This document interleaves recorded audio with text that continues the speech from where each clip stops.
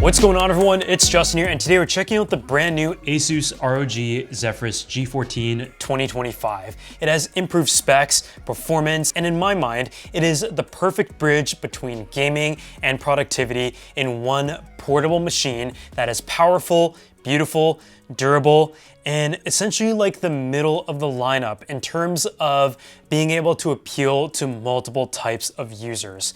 For those who don't know, ASUS has a very diverse lineup. You have the ZenBooks, as well as the gaming-specific computers, as well as the ProArt lineup, which is curated towards creatives. But with some of the spec updates in this year's ASUS Zephyrus G14 that is also available in a G16 model, I believe that it has excellent performance that is able to suit those who need the graphics power for their daily work, as well as playing some of their latest games, both on the go and at home. And in this video, we actually brought the Zephyrus with us to Taipei for Computex 2025, where we had the opportunity to visit the HQ and also attend Computex to take a look at the overall ROG and ASUS exhibition. And I also want to give a huge thanks to ASUS for sponsoring this video. So for starters, I think the star of the show here is the graphics and the GPU lineup from NVIDIA that they have for 2025. It features a GeForce RTX Studio 5080 GPU, as well as the option to spec up to 64 gigabytes of RAM, and it also has an improved AMD Ryzen 9 AI processor that you can spec up to the HX 370. So both in the CPU and the GPU, a noticeable improvement from last year, and so it's an option that you can really spec to a computer that is able to suit the most portable and powerful setup possible, with 2 terabytes of PCIe memory as well, and a beautiful OLED display with a 3K resolution. It is a 14-inch ROG Nebula OLED display that has a 120 Hz refresh rate, 0.2 millisecond response time, 500 nits of brightness, and 100% DCI-P3 color gamut, and on top of that, NVIDIA G-Sync compatibility. And so, again, high resolution, beautiful screen that has deep blacks, amazing contrast, infinite contrast, just colors that just bounce out of the display. And so whether you're like watching movies, TV shows, editing content, doing color grading, you have that full range. But also, of course, when it comes to gaming on the go, you're able to enjoy your games as if you had your monitor back home with that fast response time. And I think that's just like a very impressive package with no compromises in the display element itself. When it comes to hardware, I personally really like the 14-inch size. I find that it really is the sweet spot, and in a lot of ways, this computer is a comparable to the MacBook Pro 14-inch, which is definitely a computer that has a lot to have to live up to. In terms of hardware, it is completely crafted out of aluminum. It has a beautiful unibody design that travels along the entire computer, both on the inside and out. It weighs in at just 1.5 kilograms or 3.4 pounds, and it's just 0.64 inches in thickness. And that's what makes it really impressive, because it features that RTX 5080 processor, which, typically speaking, you do need a bigger chassis to be able to adequately cool it while it's running.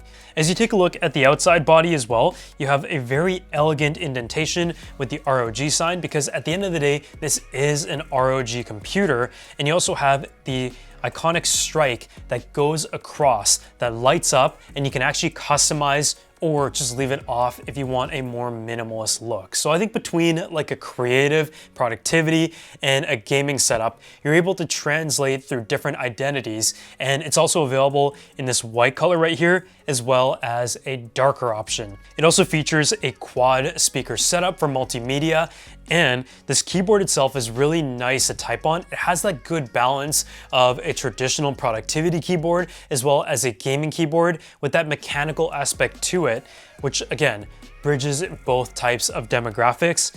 And this little specialized power button right here as well, and some additional controls that have been placed on the top. It is also a backlit keyboard that has a full RGB array that you can customize depending on the game, the colors, sound, or just a traditional RGB setup and to your own gradients. The trackpad also goes edge to edge, which is something that I love. And when it comes to the I/O, you still have a full realm of HDMI, Thunderbolt 4, USB-A, headphone jack, DC, and you also have a micro SD card slot, another USB-A, and USB-C port. The only thing that I would have liked to have seen if it was able to fit is a Ethernet port. But in this case, taking a look at the chassis, I'm not really sure how that would work, so you do have to use a USB adapter for that. But given the ports, I think it is a pretty good offering considering you do have the DC that is plugged into its own dedicated port as opposed to taking up a USB port. But I would have liked to have seen a port or two considering some peripherals will have to be external to be able to achieve this level of thinness and weight. So let's go ahead and hop over to Computex, take this computer with us, and take a look at all of ASUS's HQ and innovations.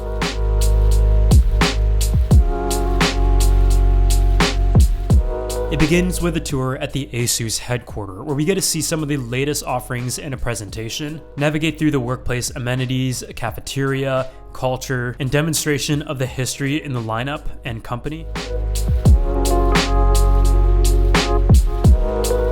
To be able to understand the full scope of the ASUS lineup for 2025, we made our way to Computex in Taipei. From the Zephyrus G14 and G16 seen in this video, to the Strix G700 gaming PC that we have a video of coming soon, graphics cards and coolers, as well as latest AI technology that is seen throughout the entire lineup.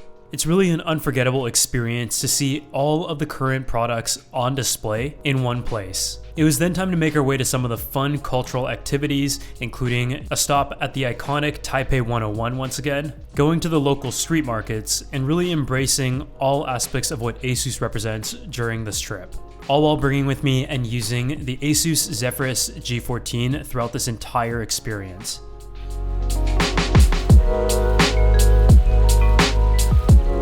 So on the aspect of performance, as I mentioned, there has been some pretty good jumps in terms of the CPU and the GPU. I think it is a good jump from last year, and that is why I would almost go ahead and purchase this computer if I needed to do creative work, such as video editing, animations, photo editing, and coding, as opposed to something like a ProArt, which currently has specs from the previous year.